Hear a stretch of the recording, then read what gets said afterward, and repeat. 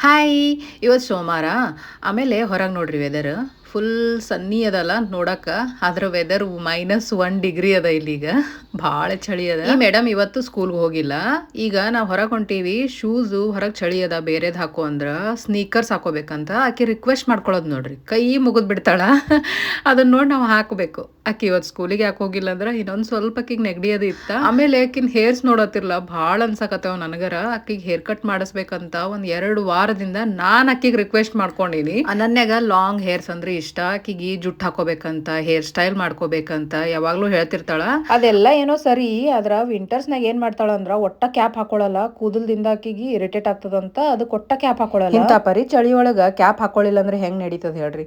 Mostly ನಾ ಆಕಿಗೆ ವಿಂಟರ್ಸ್ನಾಗೆ hair cut ಮಾಡಿಸ್ತೀನಿ. ಆಮೇಲೆ ಇದು ಕುಕ್ಕಿ ಕಟರ್ಸ್ ಅಂತ ಹೇಳಿ, ಇದು ಸಣ್ಣ ಹುಡುಗರ ಸಲಿಂದಾನೆ ಹೇರ್ ಕಟ್ಟಿಂಗ್ ಅಂತ ಮಾಡಿರೋ. ಅವ್ರಿಗೆ ಕೂಡಕ ಚೇರ್ಗಳು ಅಂತ ಹೇಳಿ ಆನಿಮಲ್ಸ್ ಮತ್ತೆ ಕಾರ್ಸ್, ಏರೋಪ್ಲೇನು ಈ ರೀತಿ ಇಟ್ಟಾರ.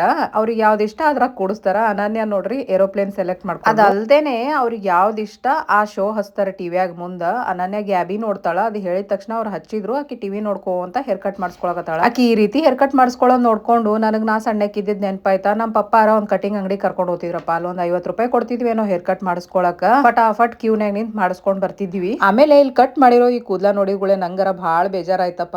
ಹೇರ್ ಕಟ್ ಮಾಡಿಸ್ಕೊಳಕೇನೋ ಹೋಗ್ಬಿಡ್ತೀವಿ, ಮಾಡಿಸ್ಕೊಂಡಿಂದ ಕೂದ್ಲ ಕಟ್ ಮಾಡಿರ್ತಾರಲ್ಲ ಅದನ್ನ ನೋಡಿದ್ಗುಳೆ ಭಾಳ ಬೇಜಾರಾಗ್ತದ. ಕಷ್ಟಪಟ್ಟು ಬೆಳೆಸಿರ್ತೀವಲ್ಲ ಅಂತ ಹೇಳಿ. ಆಮೇಲೆ ಇಲ್ಲಿ ನೋಡ್ರಿ ಅನನ್ಯ ಎಷ್ಟು ಕ್ಯೂಟ್ ಕಾಣಕತ್ತಾಳ. ನಂಗರ ಭಾರಿ ಇಷ್ಟ ಆಯ್ತು ಆಕಿಂದ ಹೇರ್ ಕಟ್.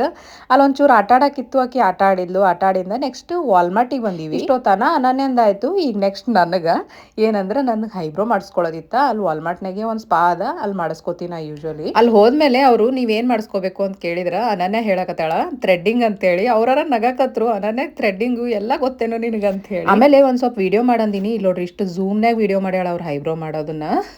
ಒಂದೊಂದ್ಸಲ ವಿಡಿಯೋ ಮಾಡಂದ್ರೆ ಹಿಂಗ್ ಮಾಡ್ತಾಳ ನನ್ನ ಮಗಳು. ಹೈಬ್ರೋಸ್ ಎಲ್ಲ ಮಾಡಿಸ್ಕೊಂಡಿಂದ ಆಕಿಗೆ ಏನೋ ಕೊಡಿಸ್ತೀನಿ ಅದಿದ್ನೆಲ್ಲ ಶಾಪಿಂಗ್ ಅಂತ ಅಲ್ಲೇ ಹೋದ್ವಿ ವಾಲ್ಮಾರ್ಟ್ನಾಗ. ಆಕಿ ಏನೋ ತಗೊಂಡ್ಲು. ಆಮೇಲೆ ಇಲ್ಲಿ ನೋಡ್ರಿ ಇವತ್ತು ಯಾಕೋ ಆಕಿ ಭಾಳ ಜೋರ್ ಮಾಡ್ಯಾಳ ಅನ್ಸುತ್ತ. ನನ್ನ ಸ್ಕಿನ್ನೇ ಕಟ್ ಆಗ್ಬಿಟ್ಟದ. ಮೋಸ್ಟ್ ಆಫ್ ದ ಟೈಮ್ ನನಗೆ ಹೈಬ್ರೋಸ್ ಮಾಡಿಸ್ಕೊಂಡ್ರೆ ಹಿಂಗೆ ಆಗ್ತದಪ್ಪ. ನಾನು ಮುಖಕ್ಕೆ ಮಾಡಿಸ್ಕೊಳ್ಳೋದೇ ಒಂದು ಹೈಬ್ರೋ.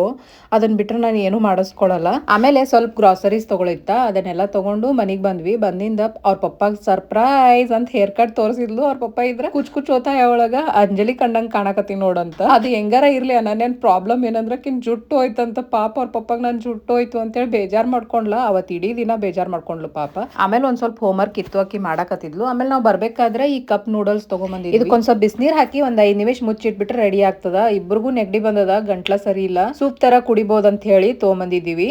ಆಮೇಲೆ ಇವತ್ತು ಅನನ್ಯಂದು ಹೇರ್ ಕಟ್ ನಿಮ್ಗೆ ಹೆಂಗ್ ಅನಿಸ್ತ ಅಂತ ಹೇಳಿ ನಂಗೆ ಕಮೆಂಟ್ ಮಾಡಿ ಹೇಳ್ರೆ. ಮತ್ ಮುಂದಿನ ಲಾಗ್ನಾಗ ಸಿಗ್ತೀವಿ. ಬಾಯ್.